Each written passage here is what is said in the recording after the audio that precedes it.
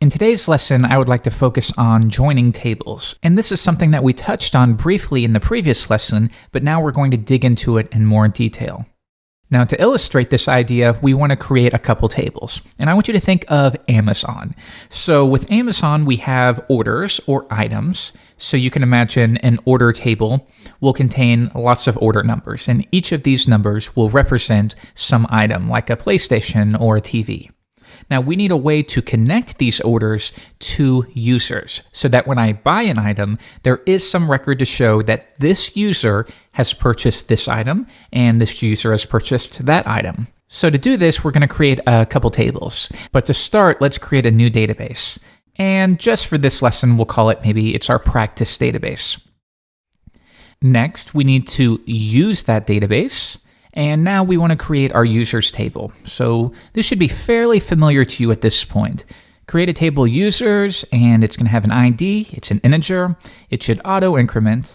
Next, I'm going to keep this as short and condensed as humanly possible. Just know in a real world, you would have email addresses, you'd have full names, you would have passwords, enabled information, stuff like that. For now, I just want to keep it as simple as we can. And this will be a varchar, and we'll just set it to 100.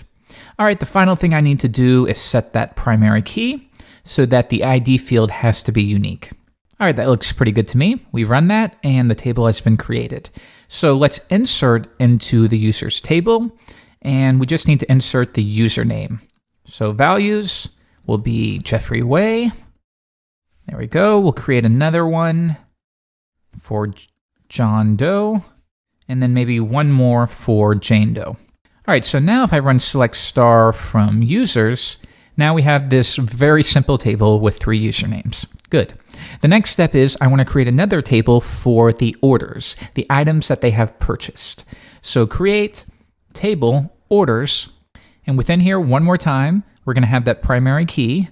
So that should auto increment. That's going to be something you get used to just with about every table you create. And within here, we're going to have something maybe number. This will be the order number. So when I purchase order 24572, that would represent the TV or the PlayStation. So we'll set that to an integer. And the final thing we need to do is associate that order number with one or more users. So we'll set user ID, which is an integer. So hopefully that makes sense. When we assign a user ID to an order number, that's how we will be able to specify that the user with an ID of 1, or myself, has purchased this order, and this order, and this order. Now the final thing, again, is to set up the primary key for the ID field. Now we would actually want to set up a foreign key relationship as well, but I don't want to get into that just yet. Just know that if you do something like this, it's something you should look into, but we're not there yet. All right, so let's run that. And now let's show tables. And we have our orders table and our users. So we'll describe orders and describe users. And there we go. That looks pretty good to me. So the next step is we need to insert just some gibberish orders. So insert into orders, and I'll clear the screen. And all we need to insert here is the order number as well as the user ID. So the values here will be some gibberish order number. I'll just add some right here. That'll represent some kind of item in their inventory. And the user who purchased that is 1. So if you're still confused about that user, remember, select star from users. All we're doing here is we're saying we're going to add this order right here, and the user with an ID of 1 should be attached to that order, or that user purchased the order. So let's do a couple more. We'll change this up a bit, something like that. Run that, so now I've purchased that order, and maybe one more. Finally, let's do another one. Maybe user number 2 bought that, and they bought this order as well. All right, so now if we select star from orders, now we can see that 3 orders were purchased by the user with an ID of 1, or Jeffrey Way, and then the user with an ID of 2, or John Doe, has purchased a couple items as well. So now we need a way to select the user and their orders, and this is where we can take advantage of joining tables. So watch what happens if I run select star from users. We already know that alone will just bring the table back. But now if I say inner join, and what inner join is going to do is return all rows just as long as there is a match in both tables that we specify. So we are working with users, but now we're going to inner join the orders table. And as long as what we specify, there's a row returned from each of those tables, that will be included in the result set from this command. So we're selecting everything from the users, but we're also going to inner join that orders table. Now, what is the condition? Well, the condition is on. And on confused me at first, but it helped me as soon as I heard the phrase on the condition. So join this table on the condition that the user ID in that orders table is equal to the ID that is on the users table, like so. So I'm going to run that command. And now here's what we get. Notice that we have joined in the other table, which is ID, number, and user ID. Good. But in this case, we don't need some of this extra information. I don't really need the user ID in the results set. So let's narrow this down a bit. Now I'm going to say select the users.id. Notice that I'm prepending the table name. And the reason why I'm doing that is because, look, there's a users.id field or column, and then there's also an orders.id. So if we were to specify ID and we're joining tables together, MySQL has no idea whether we are referring to the users table ID column or the orders table. And that's why we prefix the table name in those situations. So we will select the user ID. We're going to get username. And in this case, I don't have to specify the table name. I could if I wanted to, but I don't have to because there's no other column name called username. Next, I'm going to grab the number. But notice how when outside of that context of the orders table, number is a little bit ambiguous. So we can actually rename these on the fly. So I can say grab that number column, but I want that represented as order number. And that way, when it's returned, like up here, rather than saying number, it's now going to say order number. And we accomplish that by using the as keyword. So now we're selecting the user ID, the username. We're going to select the order name from the users table, inner join, because remember, if we want to work with the orders table, we need to join that table with the users table. So inner join orders on the condition, again, that orders.userid equals users.id. Let's run that again. And now I want you to note that this is a lot cleaner and easier to work with now.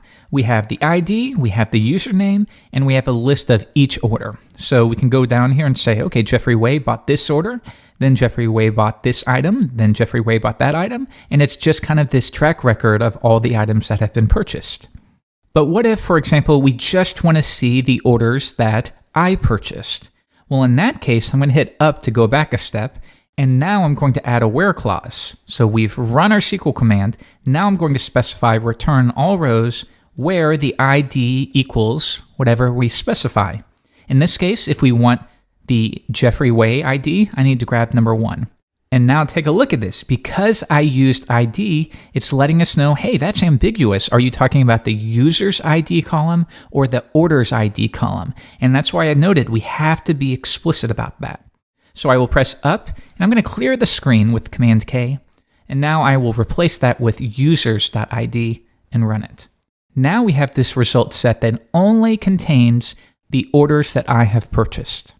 But we can take this even further. So imagine that instead of returning the order numbers that I have purchased, maybe we just want a way to return how many orders have I purchased. I just want a number. So we'll have Jeffrey Way, and then in this case, if we select star from orders, what we want to return in this case is that I have purchased 3 orders. And this is where we can take advantage of SQL functions.